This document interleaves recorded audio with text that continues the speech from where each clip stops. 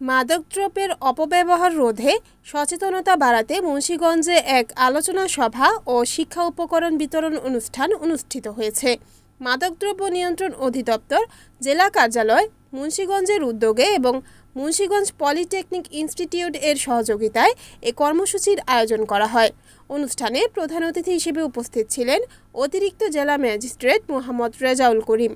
বিশেষ অতিথি হিসেবে উপস্থিত ছিলেন অতিরিক্ত পুলিশ সুপার মোহাম্মদ কাজী হুমায়ুন রশিদ এবং উপজেলা নির্বাহী অফিসার মোহাম্মদ মাসুদুর রহমান। অনুষ্ঠানে প্রধান বক্তা হিসেবে বক্তব্য রাখেন উপপরিচালক মোহাম্মদ লুৎফর রহমান। অনুষ্ঠানে সভাপতিত্ব করেন মুন্সিগঞ্জ পলিটেকনিক ইনস্টিটিউটের অধ্যক্ষ।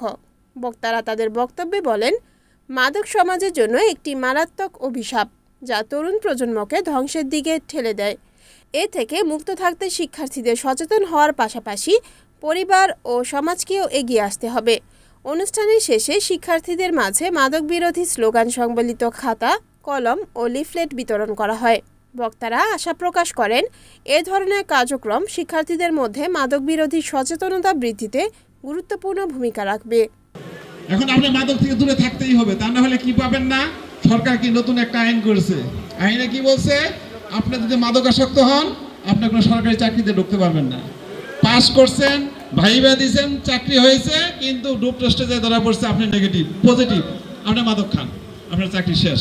এই 35 বছর 25 বছরের সাধনা শেষ, ওই চাকরি আপনি ঢুকতে পারবেন না। সরকার কিন্তু এখন বসে নাই।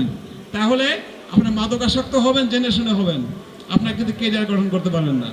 তাহলে আপনারা চিন্তা করে চলবেন, মাদক খাবেন না খাবেন না, ধূমপান করবেন কি করবেন না, ভালো বন্ধু নির্বাচন করবেন কি করবেন না, এই বিষয়গুলো আমরা মেনে চলবো। আর মাদক দ্রব্য নিয়ন্ত্রণ আইন একটা কঠিন আইন, কারণ 25 গ্রাম হিরোইন পাওয়া গেলে তার যাবজ্জীবন সাজা।